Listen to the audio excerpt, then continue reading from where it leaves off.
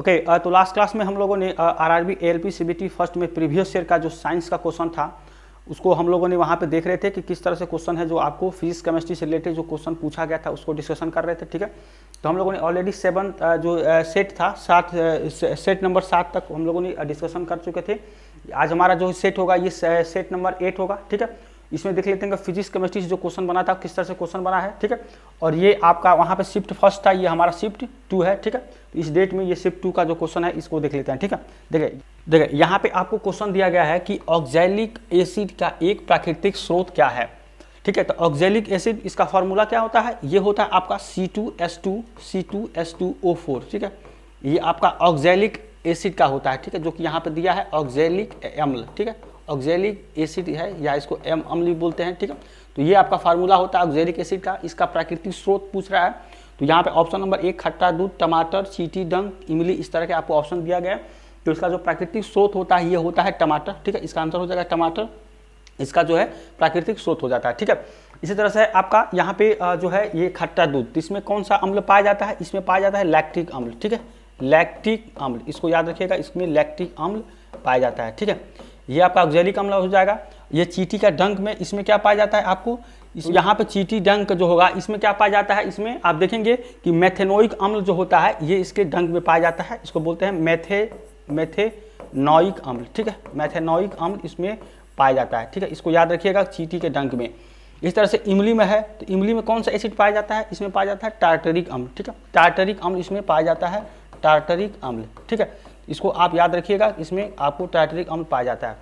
तो इसका जो आंसर था ये था कि प्राकृतिक स्रोत ऑक्सैलिक अम्ल का क्या होता है, ये टमाटर होता है। ठीक है, इसको याद रखिएगा। आगे देखिए, यहाँ पे आपको नेक्स्ट क्वेश्चन दिया गया है कि कॉपर सल्फेट का जलीय विलयन क्या होता है। ठीक है, तो यहाँ पे कॉपर सल्फेट का जलीय विलयन के बारे में पूछा गया है। तो कॉपर सल्फेट को क्या बोलते हैं, इसका जो फार्मूला होता है ये होता है आपका CuSO4 कॉपर सल्फेट। ठीक है, CuSO4 ये होता है आपका, और इसको क्या बोलते हैं, नीला थोथा भी बोलते हैं, नीला थोथा। ठीक है, इसको याद रखिएगा, इसको नीला थोथा भी बोलते हैं। इसका फार्मूला होता है कॉपर सल्फेट CuSO4। ठीक है, तो इसका जो जलीय विलयन होता है इसमें नीले लिटमस को लाल रंग में परिवर्तित करता है। ठीक है, तो ये क्या होता है इसमें, इसका जो आंसर हो जाएगा कि नीले लिटमस को लाल रंग में क्या कर देता है, ये परिवर्तित करता है। ठीक है, तो इसको आप याद रखिएगा, बाकी सब ये भी आपको ऑप्शन दिया गया है।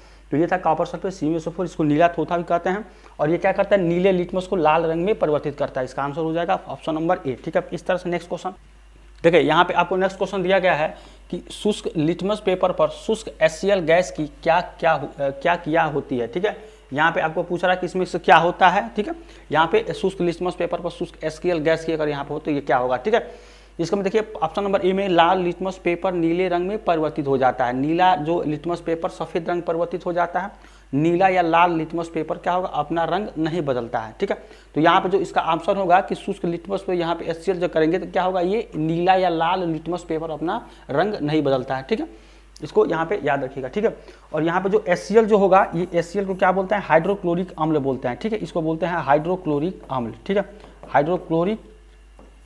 हाइड्रोक्लोरिक अम्ल इसको बोलते हैं हाइड्रोक्लोरिक एसिड। ठीक है, तो इसको याद रखिएगा। और क्या होता है, एक चीज़ और है कि यहाँ पे जो होगा ये आपका कि HCl जो एक होता है अम्लराज। ठीक है, अम्लराज में क्या होता है, अम्लराज में आपको HCl, ठीक है, HCl हाइड्रोक्लोरिक अम्ल, और इसका एक और रेशियो होता है नाइट्रिक अम्ल का। ठीक है, नाइट्रिक अम्ल उसको HNO3 कहते हैं। ठीक, इसका फार्मूला होता है ये 3:1 रेशियो में होता है। ये अम्लराज में HCl और HNO3 का जो रेशियो होता है 3:1 का रेशियो में होता है।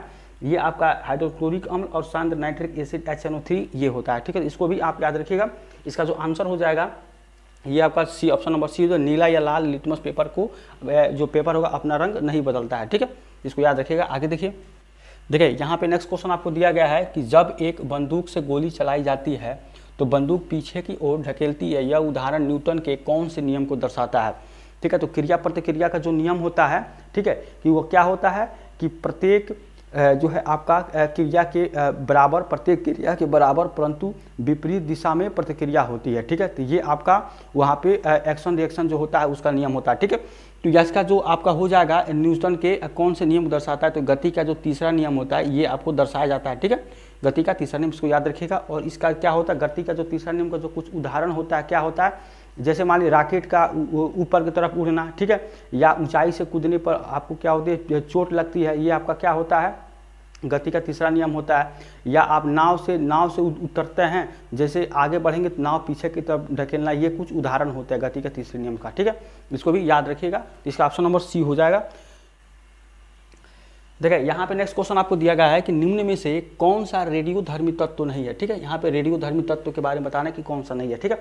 तो ऑप्शन नंबर ए में आपको प्लूटोनियम, यूरेनियम, टाइटेनियम, यहाँ पे थोरियम है, आपका ऑप्शन नंबर डी, ठीक है। तो इसमें जो आपका रेडियोधर्मी तत्व जो नहीं होगा ये होगा ऑप्शन नंबर सी, टाइटेनियम होगा। ये आपका क्या होता है, ये रेडियोधर्म तत्व नहीं, तो बाकी ये सब आपके रेडियोधर्मी तत्व होगा, यूरेनियम या प्लूटोनियम और थोरियम ये होता है, ठीक है। और यहाँ पे जो टाइटेनियम होता है इसको क्या कहते हैं, रणनीतिक धातु भी कहते हैं, ठीक है। रणनीतिक धातु यहाँ पे बोलते हैं, ठीक है। रणनीतिक धातु भी इसे कहते हैं, ठीक है। तो इसको आप याद रखिएगा, ठीक है। इसका ऑप्शन नंबर सी हो जाएगा। आगे देख लीजिए, आगे देखिए। देखिए यहाँ पे आपको नेक्स्ट क्वेश्चन दिया गया है कि निम्नलिखित में से कौन सी धातु सबसे अधिक अभिक्रियाशील है, ठीक है। तो यहाँ पे आपको 4 ऑप्शन दिया गया है, जिसमें कैल्शियम है, ठीक है। उसके बाद से आपको यहाँ पे पीबी, लेड, एल्युमिनियम, निकिल है। इसमें बताया सबसे अधिक अभिक्रियाशील कौन होता है, ठीक है। तो अभिक्रियाशील जो होता है घटते हुए क्रम में वो क्या होता है, आपको यहाँ पे पोटेशियम देगा, फिर सोडियम होता है, ठीक है। उसके बाद से क्या होता है, कैल्शियम होता है, ठीक है। कैल्शियम के बाद से क्या होता है आपका मैग्नीशियम होता है, तो उसके बाद से क्या होता है एल्युमिनियम होता है, ठीक है। एल्युमिनियम के बाद से क्या होता है जिंक होता है, उसके बाद से आयरन होता है, ठीक है। तो ये जो होगा आपका ये घटते हुए क्रम में होता है, ठीक है। अभिक्रियाशीलता जो है घटते हुए क्रम में होता है, इसको याद रखिए, घटते हुए क्रम में होगा। तो सबसे पहले जो आपको इसमें दिया गया है ये आपका क्या दिया गया वहाँ पे, कैल्शियम जो सबसे ज़्यादा, पहले ये फिर ये फिर ये, ठीक है। तो यहाँ पे कैल्शियम जो है ये ज़्यादा अभिक्रियाशील होता है, ठीक है। इसका आंसर क्या हो जाएगा, कैल्शियम, ठीक है। और कैल्शियम क्या होता है, ये एल्केलाइन अर्थ मेटल जो होते हैं, एस ब्लॉक एलिमेंट होता है, ठीक है। एस ब्लॉक का एलिमेंट होता है, एस ब्लॉक का ये एलिमेंट होता है, ठीक है। इसको याद रखिए, एस ब्लॉक का एलिमेंट होता है। और एल्केलाइन अर्थ मेटल का ये एल्केलाइन, ठीक है, एल्केलाइन अर्थ मेटल होता है, ठीक है। इसको याद रखिएगा, एल्केलाइन अर्थ मेटल का ये एलिमेंट होता है। और इसका जो एटॉमिक परमाणु संख्या होता है, यहाँ पे परमाणु संख्या वो क्या होता है, यहाँ पे परमाणु संख्या 20 होता है, ठीक है। परमाणु संख्या 20 होता है। और परमाणु द्रव्यमान कितना होता है, ये आपका 40 होता है, ठीक है। परमाणु द्रव्यमान कैल्शियम का 40 होता है, ठीक है। तो इसको भी आप याद रखिएगा, ठीक है। ये कैल्शियम से रिलेटेड था। इसके बाद देखिए आगे, चंद्रमा की सतह पर एक लड़के का भार इतना न्यूटन है, पृथ्वी की सतह पर लड़के का भार कितना होगा, ठीक है। तो यहाँ पे देखिए इस क्वेश्चन को पहले भी हम लोग सॉल्व कर चुके थे, ठीक है। तो यहाँ पे आप जब देखेंगे कि देखिए क्या होता है, जो पृथ्वी पर सतह होती है वो चंद्रमा की सतह पर क्या होती है, उसका 1/6 होता है, ठीक है। तो ये बोला गया चंद्रमा की सतह पर लड़के का भार इतना है, यानी कि ये आपका चंद्रमा है, ये मान लीजिए ये आपका मून है, ये आपका अर्थ है, ठीक है। ये आपका अर्थ है यहाँ पे, तो इसके 1/6 भाग यहाँ पे होता है, ठीक है। तो यहाँ पे बोला गया है कि इस चंद्रमा की सतह पर लड़के का भार इतना है, यानी कि इस पर क्या है 300 है। तो यहाँ पे इसके 1/6 होता है, यानी कि इसका कितना हो जाएगा, 6 गुना हो जाएगा, उल्टा हो जाता है, यानी कितना हो जाएगा 1800 हो जाएगा। इसका ऑप्शन नंबर ए हो जाएगा 1800, यानी कि यहाँ पे इसके रिलेटिव 1/6 होता है, तो इसका जो यहाँ पे आएंगे तो ये कितना हो जाएगा 6 गुना हो जाएगा, यानी कि 300 का 6 गुना करेंगे तो कितना हो जाएगा यहाँ पे 1800, यहाँ पे आपका न्यूटन आ जाएगा, 1800 न्यूटन, ठीक है। तो इसको यहाँ पे आप याद रखिएगा, यहाँ पे ये हो जाएगा ऑप्शन नंबर ए। इस क्वेश्चन को पहले भी हम सॉल्व कर चुके, ग्रेविटेशनल में वर्क पावर एनर्जी के जो ग्रेविटेशनल क्वेश्चन किए थे उसमें हम लोगों ने सॉल्व किया था, ठीक है। देखिए यहाँ पे आपको दिया गया है क्वेश्चन में कि निम्न में से कौन सी धातु सबसे अधिक, देखिए सबसे अधिक बताना यहाँ पे आघात वर्धनीय होता है, ठीक है।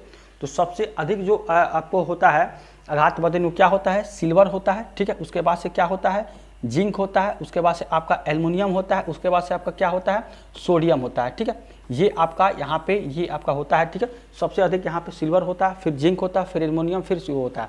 तो सबसे अधिक है तो आपका क्या हो जाएगा, सिल्वर हो जाएगा, जो कि क्या ऑप्शन नंबर सी में दिया गया है, सिल्वर। ये आपका सबसे अधिक आघात वर्धनीय। यहाँ पे क्या होता है, इसका जो सिल्वर का जो आप देखेंगे परमाणु संख्या कितना होता है, ये आपका परमाणु संख्या ये आपका होता है 47, ठीक है। ये 47 होता है परमाणु संख्या, ठीक है। और इसका जो परमाणु जो द्रव्यमान होता है कितना होता है, ठीक है, द्रव्यमान संख्या कितना होता है, ये आपका होता है 107, ठीक है। इसको याद रखिएगा। और ये आपका डी ब्लॉक का एलिमेंट होता है, ये क्या होता है, डी ब्लॉक का एलिमेंट होता है, ठीक है। इसको याद रखिएगा, डी ब्लॉक का एलिमेंट होता है सिल्वर, ठीक है। इसका जो परमाणु संख्या होता है 47, यहाँ पे द्रव्यमान संख्या कितना होता है 107, ठीक है। इसको भी याद रखिएगा। आगे देखिए यहाँ पे आपको नेक्स्ट क्वेश्चन दिया गया है कि किसी वस्तु के ऊंचाई से गिरने पर इसकी स्थितिज और गतिज ऊर्जा का क्या होता है, ठीक है। स्थितिज और गतिज ऊर्जा ये जो होते हैं ये यांत्रिक ऊर्जा के दो प्रकार होते हैं, ठीक है। मैकेनिकल एनर्जी होता है वो क्या होता है आपका यांत्रिक ऊर्जा के, यहाँ पे इसको भी आप कहते हैं कि यांत्रिक ऊर्जा जो होता है ये इसके दो प्रकार होते हैं। फर्स्ट में आपका क्या होता है ये स्थितिज ऊर्जा हो जाएगा, और जो सेकेंड होता है ये क्या होता है गतिज ऊर्जा होता है, ठीक है। फर्स्ट में स्थितिज ऊर्जा, सेकेंड में आपका गतिज ऊर्जा। इसका जो फार्मूला mgh के बराबर होता है, और ये क्या होता है गतिज ऊर्जा ½ mv², ठीक है। जहाँ पे m क्या होता है द्रव्यमान होता है, v उसका वेग होता है, ठीक है। तो इसमें क्या होता है जो आपका स्थितिज ऊर्जा होता है वो कम होता है और काइनेटिक एनर्जी बढ़ जाती है, ठीक है। तो आप देखेंगे इसमें ऑप्शन नंबर डी में कि स्थितिज ऊर्जा क्या होगी कम हो जाती है, और जबकि गतिज ऊर्जा क्या होगी यहाँ पे बढ़ जाती है, ठीक है। इसको भी आप याद रखिएगा, इसका ऑप्शन नंबर डी यहाँ पे सही हो जाएगा, ठीक है। इस तरह से आप देखिए आगे क्वेश्चन देखिए यहाँ पे आपको नेक्स्ट क्वेश्चन दिया गया है कि आधुनिक आवर्त सारणी में तत्वों को किस आधार पर व्यवस्थित किया गया है, ठीक है। तो आधुनिक आवर्त सारणी में जो तत्वों को व्यवस्थित किया गया है वो आपको क्या किया गया है परमाणु संख्या में वृद्धि के आधार पर उसका जो है व्यवस्थित किया गया है, ठीक है। तो इसका जो आंसर हो जाएगा यहाँ पे परमाणु संख्या में वृद्धि के आधार पर इसको व्यवस्थित किया गया, ठीक है।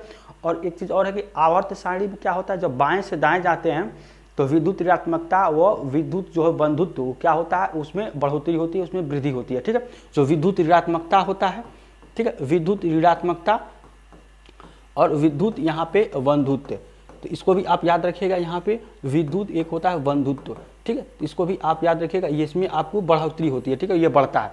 इसका आंसर हो जाएगा ऑप्शन नंबर सी परमाणु संख्या में वृद्धि, ठीक है। नेक्स्ट क्वेश्चन आपको है कि यहाँ पे नाइट्रोजन परमाणु में उपस्थित न्यूट्रॉनों की संख्या बतानी है। न्यूट्रॉनों की संख्या कितनी होगी, तो ये किसके बराबर होगा, ये आपका 7 होगा, ठीक है। यहाँ पे जो होगा ये आपका 7 होगा न्यूट्रॉनों की संख्या, और नाइट्रोजन होता है ये इसका सिंबल होता है, इसका जो परमाणु संख्या होता है क्या होता है ये आपका परमाणु संख्या 7 होगा, ठीक है। इसको भी याद रखिएगा, ये 7 होता है, और इसका जो परमाणु द्रव्यमान होगा ये आपका कितना होता है ये 14 होता है, ठीक है। ये 7 और ये 14 होता है। और न्यूट्रॉन की खोज किसने की थी, रदरफोर्ड ने किया था, ठीक है। रदरफोर्ड ने न्यूट्रॉन की खोज किए थे, ठीक है।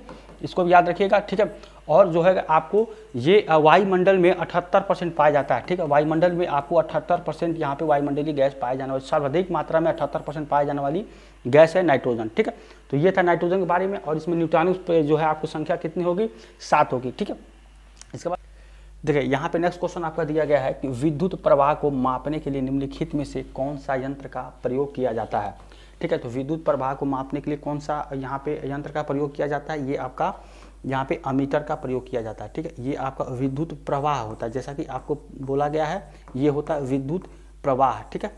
और ये जो होता है आपका ये गैल्वेनोमीटर, ये क्या होता है विद्युत धारा को मापने में इसका उपयोग किया जाता है, विद्युत धारा, ठीक है। तो इसको याद रखेंगे, ये विद्युत धारा है और ये विद्युत प्रवाह होता है। ऐसे देखिए वोल्ट मीटर होता है, ये क्या होता है कि दो बिंदुओं के बीच का जो विभवांतर होता है उसको मापने के लिए यहाँ पे वोल्ट मीटर का यूज़ किया जाता है, ठीक है। तो इसको आप इस तरह से याद रखिएगा कि प्रवाह और धारा और यहाँ पे विभवांतर के बारे में। तो आज के लिए बस इतना ही।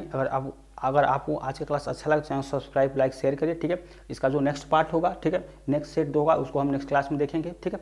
तो मिलते हैं नेक्स्ट क्लास में, तब तक थैंक यू सो मच।